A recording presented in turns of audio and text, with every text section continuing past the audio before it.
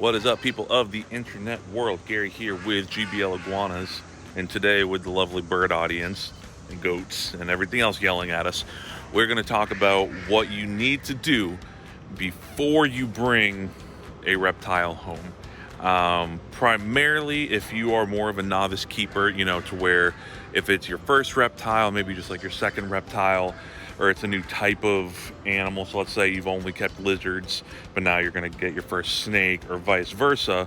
There's some different things that you need to look for here. Let's just get down here and say hello to Diego. I know, you're jealous. Yeah, so just wanted to talk about a few things that you really need to do to make sure that everything is in good order before you take that animal home. What brings this up is, of course, you see it all the time online, different forums, Facebook groups. You just see animals that they're not being taken care of well, and the owners are asking questions that are just elementary, stuff that they really, really should have known before they took that animal home.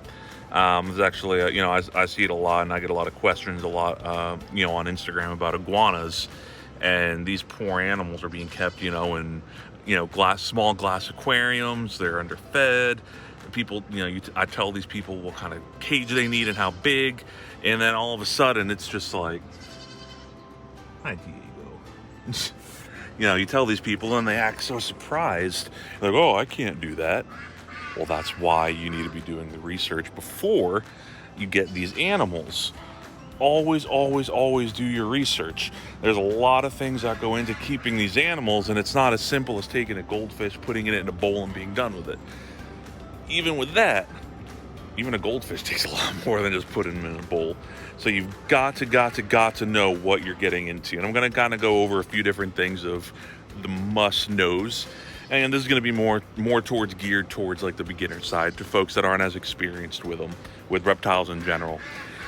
So first and foremost, you need to know what animal you're getting. It can't be going to a reptile show, oh, let me see what looks pretty, let me see what's in my price range. No, you need to, sorry, these animals are just, they are just acting a fool on me. You got to know what you're doing. You got to make sure you're prepared ahead of time. You can't just, go to a reptile show, buy everything, buy the animal, and then go home. That's not a smart way of doing things. So really, you need to know what you're buying and do your research and know. So if someone were to ask you basic husbandry questions about the animal you're getting, you should be able to answer them boom, boom, boom, boom, boom. No hesitation whatsoever. So once, let's even backtrack. Before you even decide on what animal you are going to get, a few things we need to figure out. So first, what kind of space do you have allotted? Do you just have on your dresser, you have a section of your dresser is available? Do you have an entire room to dedicate? Do you have, an unlimited outdoor area where you can dedicate? That is all very important in determining what you can get. Because, if you only have, let's say you have a 4-foot dresser and that's the only room you have to put on top of that. Okay, so with a 4-foot max cage, that's going to limit your options, quite a bit. There's still a lot of smaller reptiles that you can absolutely get and fit in a 4-foot cage very comfortably. But that's something that you need to know. You can't have that, go and get an iguana like this, like Diego, or go and get a tortoise like these guys, hey Fritz, and then put them in a 4-foot cage, and then all of a sudden in 6 months when they outgrow that, well, now you're scrambling. Now you don't know what to do. Now you're trying to rehome the animal, and you're putting yourself and that animal through things that just, it doesn't need to be that way. So figure out what kind of space you have. Then once you know what kind of space you have, then you got to determine what you want. Do you want a lizard? Do you want a snake? Do you want a tarantula? Do you want a tortoise, a frog? So you got to figure out exactly what you want. And along with that, you got to think about what they're going to be eating, the frequency they're going to be eating, the cost associated with their food every week or every day, the cost associated with their equipment, because some animals, like a an animal that requires a higher humidity is going to potentially require more as far as their setup and costs involved than other, like a less humid animal. So just as an example, let's just say a green iguana. That's something that needs higher temperatures, needs UVB, and it also needs really high humidity. So you got to worry about all the lighting, the large cage, but then you also have to potentially think about getting a humidifier or a fogger compared to, let's just say, rock iguana, a cyclura, because we are out here with Diego, and then these guys in here with their already in for the evening. Welcome to my world, people. Yes, so where they're going to still need a lot of space, but their equipment's going to be a little bit different, and that cost might potentially be a little bit lower. So you got to think about all these startup costs that are going to go along with it. And then when you think of diet, with an herbivore, so like the tortoises, like the iguanas, they're easy. You can pretty much get their food at any grocery store, and it's really easy. They're going to eat every day, every other day, and they're just going to eat greens. But then you have other things like, bearded dragons, geckos, certain geckos, you have to start worrying about insects. Okay, so now you got to think about, are you okay with dealing with those insects every day? Are you okay with housing those insects and the potential odor that might come along with them? Are you okay with the occasional escapee, whether a cricket or a roach that's going to get out in your house? Are you okay with doing this stuff and spending a lot of money? Because like a bearded dragon that's growing are going to go through a lot of bugs, and you're going to spend, you could be spending $15, $20 a week, if not more, on bugs for a little while that bearded dragon is growing. So that's definitely something that needs to be kept in mind as well. Are bugs. Or if you're going to go on the snake side, are you okay with rodents? Of course, I suggest frozen thawed. So are you okay with keeping frozen rats, frozen mice in your freezer?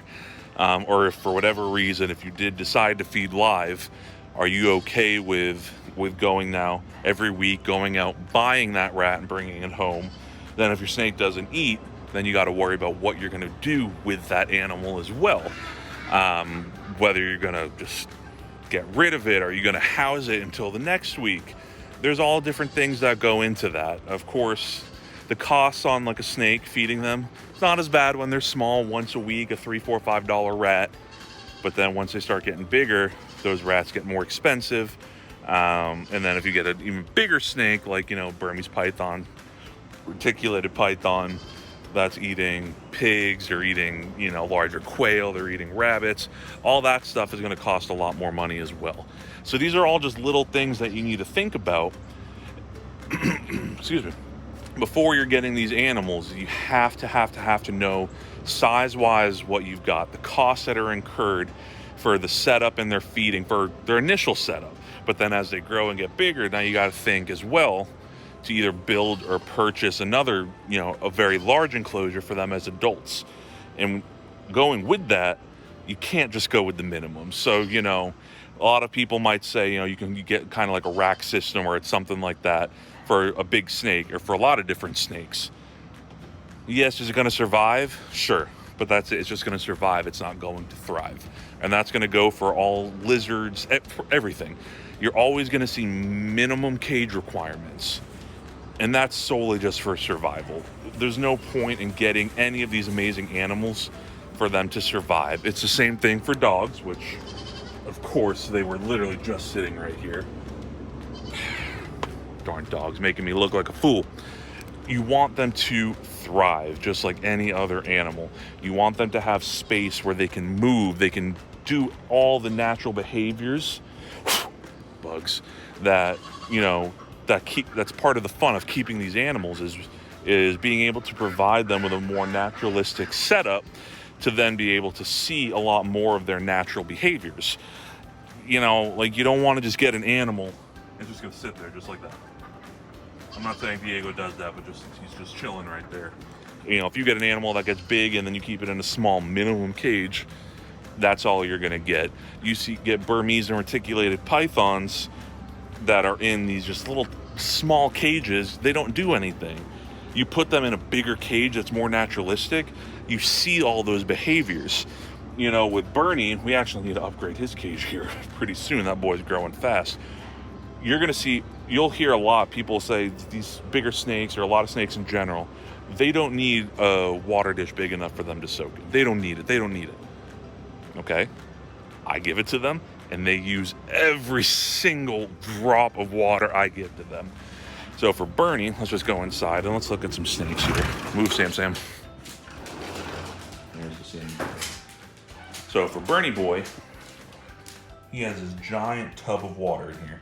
And he goes in it, he swims, and he does snake things. That goes for all the rest of our snakes as well. So we have Simon, who looks like he is in blue. He's chilling in there. Big water dish to soak in. Siggy, our Suriname red-tailed boa. Big water dish to soak in. White-lip python. Big water dish to soak in. Other berm. Big water dish. Ball python. Big water dish. We need to clean that water dish. But Kevin, boa, big water dish. They use all of it. And then when you give them not just the water, but you give them, you know, big branches. So for any snake or lizard that's going to be a more arboreal species, so reticulated python, a lot of boas, you know, iguanas, there all sorts of lizards that might be arboreal or semi-arboreal, you start giving them all of these different things that they can climb on, you're going to have a happier animal. And then you as the keeper, you're going to see more of these natural behaviors out of them, which then in turn makes a happier, healthier animal. And usually that's going to in turn have a more friendly animal and a tamer animal. You get a lot of these animals that start getting cage aggressive and get really territorial and things like that. And some of them are like that by nature. It's going to happen. Like our Angela, our white-lip python, by nature, that is a very defensive snake and a very territorial, cage-aggressive snake, trying to defend itself. But when they have a large enclosure, tons of places that they can go, tons of places where they can hide and feel secure, a happy, secure animal is going to be happier with you. So to kind of bring this all back around full circle, knowing the space you have for now and the future, knowing the costs involved for now and the future, knowing the space involved for now and the future, that all allows you to make the best possible situation for yourself and your animal. So you got to make sure you do all of your research.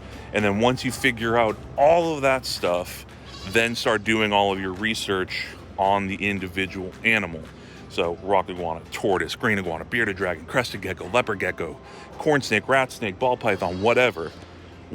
Figure all of that stuff out and then start learning everything you can about that animal. Learn about its husbandry. Learn how fast they grow. Learn when breeding season is. Learn when the eggs hatch or if they give live birth. Learn about that.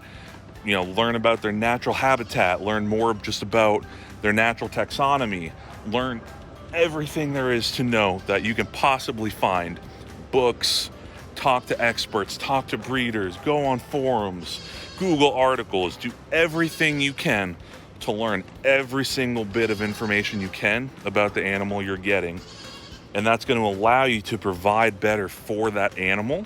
And that's also going to help you grow a stronger bond with that animal as well, because you're going to have a better understanding about that animal, about what it does, about what its behaviors are, about how its brain has evolved to think about things given what it is in nature, you know, how it evolved in its natural habitat. A lot of that stuff plays a part into how they think and how they act and how they react with us as keepers. And just all of this stuff together allows you to have just a better experience, a better pet. And then when someone, eventually you'll know all the answers to these questions to where you can then help out the next generation, or you can just help out the next person that's trying to get that animal. You're able to help, and you know. And then we start getting in this cycle where more keepers are more responsible and do all of these things. Over time, that's going to allow the hobby to evolve, where we're going to have more responsible keepers just all across the board. And slowly but surely, it has been evolving. Thankfully, it's been evolving from away from like all of the minimums requirements and all of that, and it has been evolving towards bigger, more naturalistic setups. People have started to understand reptiles are very intelligent creatures. They're not just these things. So that's a really, really awesome thing that the hobby is starting to go towards that.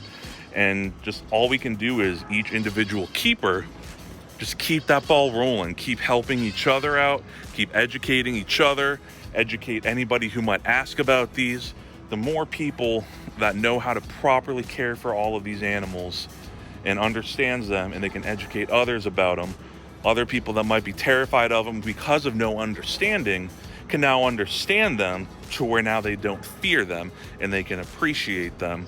And that's just going to help all the wild populations. That's going to help all of the legislations that's been going on. I guarantee you, if over the last 20 years, if all of this stuff was more widespread and there was a greater understanding and less fear and obviously less politics too, all this stuff that USARK is fighting right now, especially down in Florida, FWC and all that, good chance all that stuff might not be happening because there'd be a better understanding of, you know, our wildlife. And this doesn't just go for our reptiles.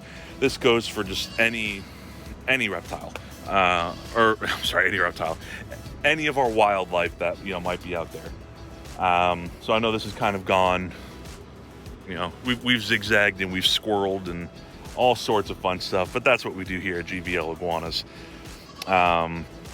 So anyway, to kind of let's bring us full circle again here and kind of bring this to a close.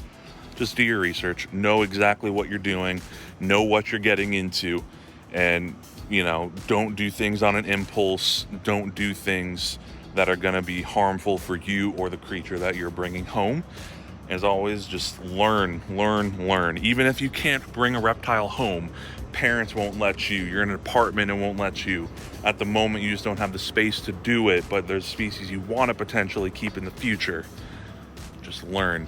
Ask the questions about them. Show that initiative. Learn, read, listen, watch YouTube videos, do everything, and just learn as much as you can, and that's going to do a whole world of good. So anyway, thank you all for listening to my soapbox here.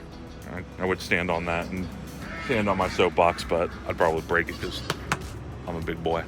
But anyway, so yeah, thank you all for watching. I hope y'all found this informative. Please pass this along to any of your friends that aren't familiar with the hobby, that are thinking about joining it.